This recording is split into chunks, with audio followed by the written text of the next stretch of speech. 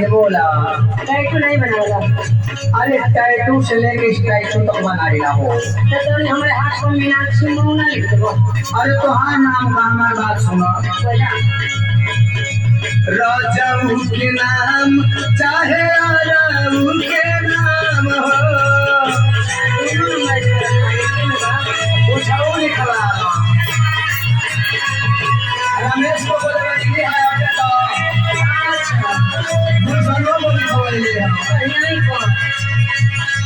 बाड़ा सुंदर लगी तेरा ले कनई के नाम हो खाली सारा सब लगी है मुसलमान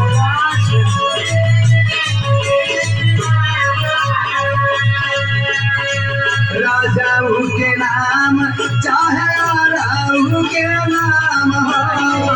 बाड़ा निमोलागी तेरा ले कनई के नाम हो निकला हो जल्दी जल्दी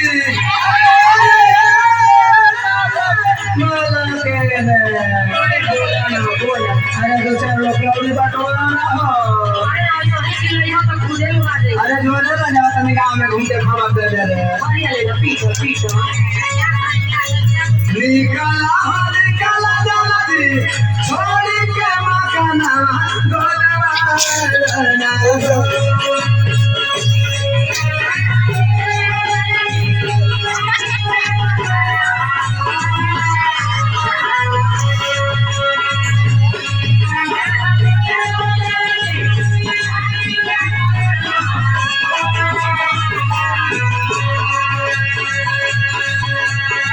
निकला हो निकला जल्दी छोड़ी के मकाना गोदवाना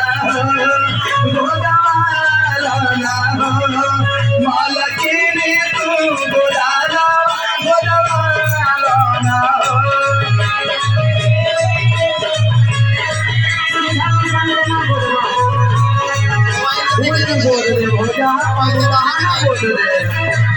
saya bajao deh, udah bajao deh.